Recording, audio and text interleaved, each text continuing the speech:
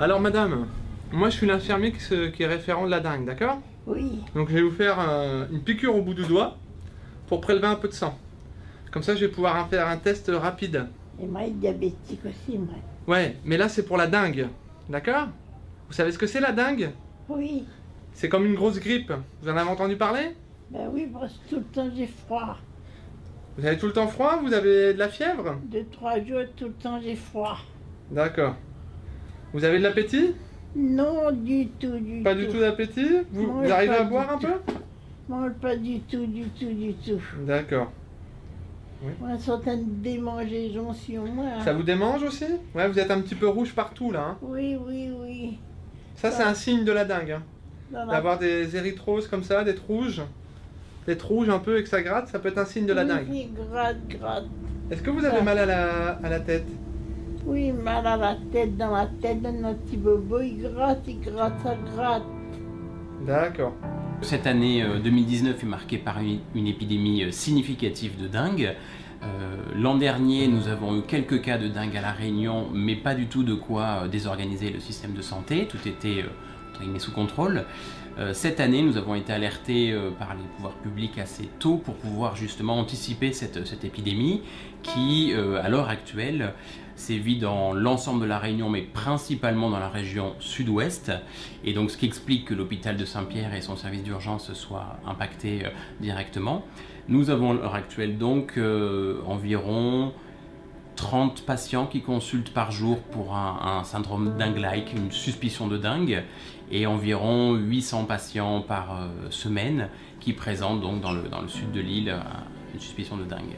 À partir du moment où nous savions que nous allons recevoir un certain nombre de patients qui avaient la dengue, nous avons anticipé cela avec la direction de l'hôpital et les tutelles, avec un circuit dengue dédié à l'accueil des urgences adultes, avec un médecin et un infirmier dédiés en journée, afin de pouvoir diagnostiquer rapidement s'il s'agit réellement d'un patient qui a la dengue ou pas. Nous avons donc commandé des tests rapides d'orientation diagnostique, qui ne sont pas des diagnostics de certitude, mais qui permettent de savoir assez précisément quand même si on a la dengue ou pas.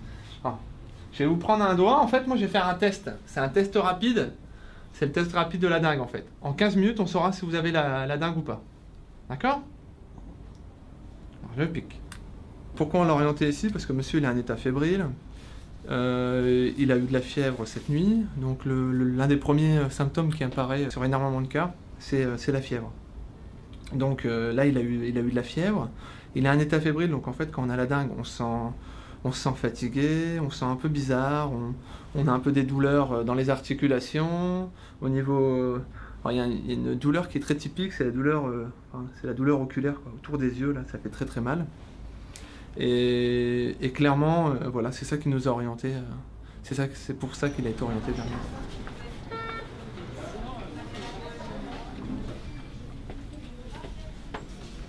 Il est quelle heure l'ordinateur? 16h18. 16h18, ok. Bon, faut encore attendre 8 minutes. Ce sont des tests rapides d'orientation, diagnostic, des TROD.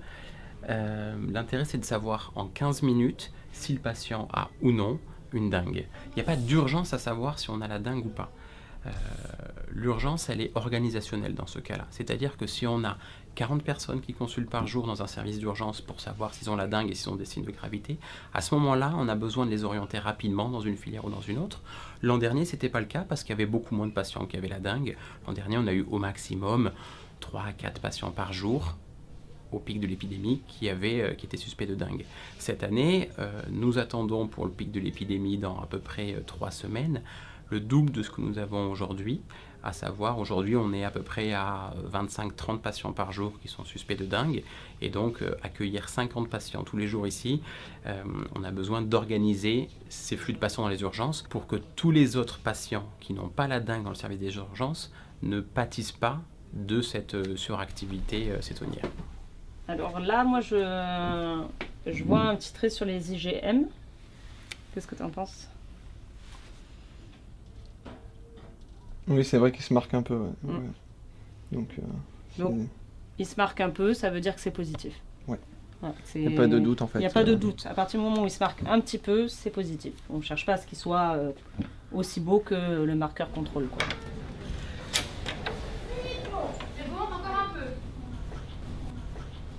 va? Donc on a fait le test rapide pour la dengue. Donc c'est positif, vous avez la dengue, d'accord? Et gros? Gros? Bah gros, je sais pas, mais ça en fait, pour savoir si c'est si c'est gros ou pas justement, on va faire le bilan, d'accord? Donc je vais faire une analyse sanguine, en fait c'est juste pour voir si la dengue a des répercussions voilà, sur vous. Et si elle est plus ou moins grave, d'accord? Le réseau de médecine de ville, les médecins traitants, les médecins généralistes à La Réunion fonctionnent très bien.